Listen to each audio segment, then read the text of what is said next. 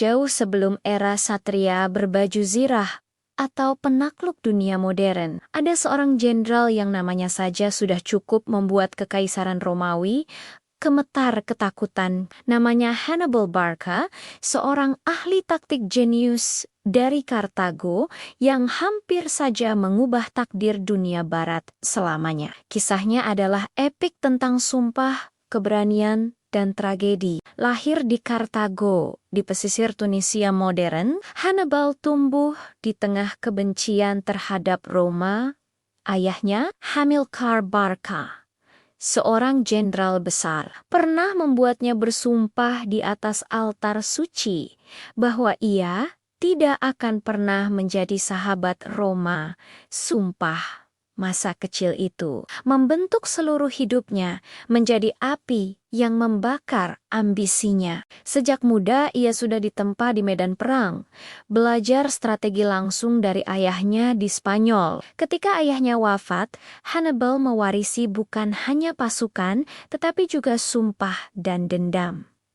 Pada usia 26 tahun, Hannibal mengambil alih komando. Rencananya sungguh gila dan di luar nalar. Bukannya menyerang Roma dari laut seperti yang diperkirakan semua orang, ia memutuskan untuk melakukan hal yang mustahil, membawa pasukannya yang terdiri dari puluhan ribu prajurit, kavaleri, dan bahkan 37 gajah perang, melintasi pegunungan Alpen yang beku dan mematikan.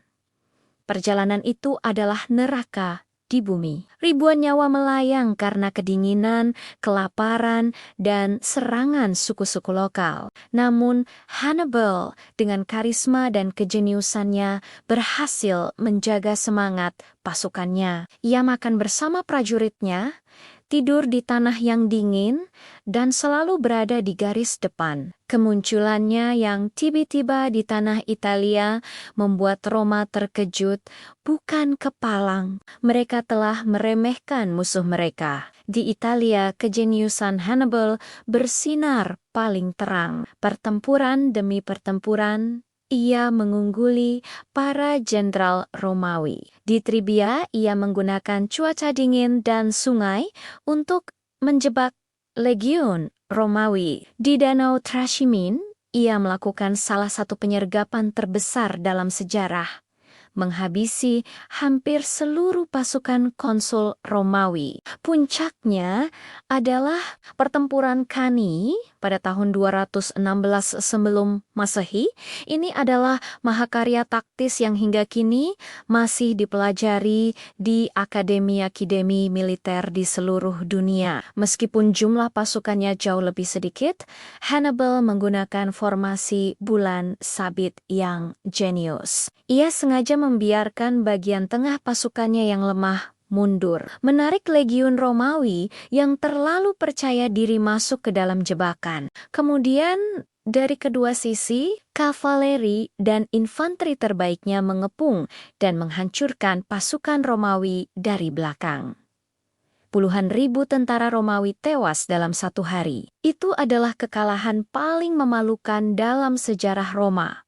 Roma berada di ambang kehancuran.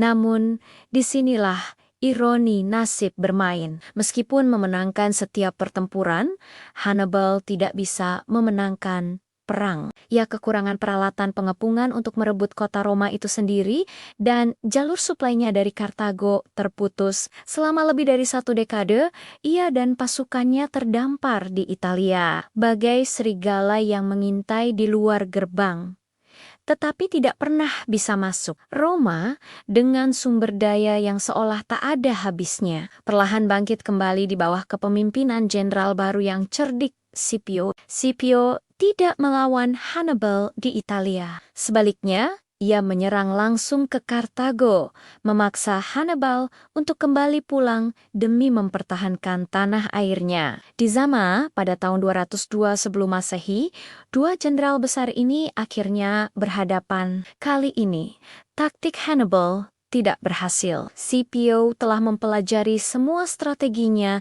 dan berhasil membalikkan keadaan. Untuk pertama dan terakhir kalinya, Hannibal kalah telak di medan perang. Setelah perang, Hannibal mencoba membangun kembali Kartago sebagai negarawan, tetapi Roma yang paranoid terus memburunya. Ia hidup dalam pengasingan, berpindah dari satu kerajaan ke kerajaan lain, selalu selangkah di depan para pembunuh Romawi. Akhirnya, di usia senja, terpojok di Bithynia, Turki modern, ia memilih untuk mengakhiri hidupnya sendiri dengan racun yang selalu dibawanya. Ia lebih memilih mati sebagai orang bebas daripada jatuh ke tangan musuh bebuyutannya. Mari kita bebaskan Roma dari ketakutan mereka yang telah lama ada, katanya, karena mereka pikir terlalu lama menunggu kematian seorang lelaki tua. Hannibal Barca tidak pernah menaklukkan Roma, tetapi warisannya abadi. Ia membuktikan bahwa dengan kecerdasan,